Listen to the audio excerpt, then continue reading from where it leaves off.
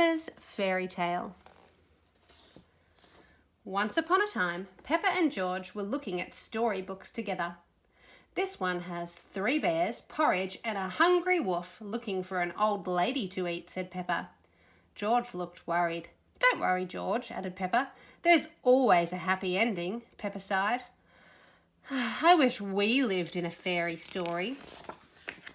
Peppa, George, called Mummy Pig. It's time to go to Granny and Grandpa Pig's house for lunch. We're going to walk there through the woods. But we want to go on a magical fairy tale adventure, said Peppa. Maybe if we look hard enough, we might see some magical things on the way, said Daddy Pig. This doesn't feel like a magical fairy tale place, said Peppa as they walked through the woods. It feels a bit magical to me, said Daddy Pig, looking at the trees around them. Yes, agreed Mummy Pig. This is like the path in Little Red Riding Hood. I wouldn't be surprised if we bumped into the big bad wolf, said Daddy Pig. Ho, ho, ho.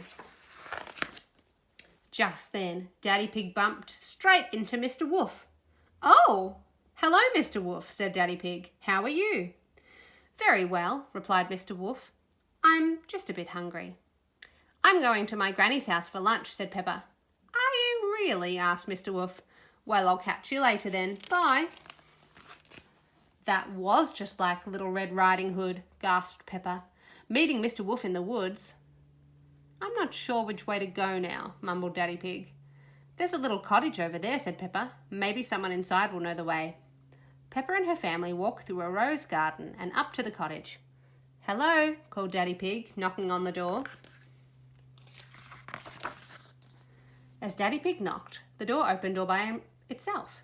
Creak. Is there anybody home? asked Mummy Pig, wondering. Who would live in a cottage in the middle of the woods? Inside the cottage there were 3 chairs and 3 bowls of porridge. That porridge looks delicious, said Daddy Pig. I wonder whose it is. Hello, Peppa, cried Belinda Bear, spotting her friend. Hello, Belinda, said Peppa. Oh, hello, Mr. and Mrs. Bear, said Mummy Pig. Sorry to trouble you, but the door just opened, so we came inside. That's quite all right, said Mrs. Bear. It's lovely to see you all. Are you going to stay for lunch, Peppa? asked Belinda. We're having porridge, and it's not too hot, not too cold, but just right, finished Peppa. Hee hee hee, Belinda and Peppa laughed together.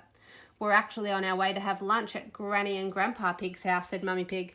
But we got a bit lost. Could you point us in the right direction, please?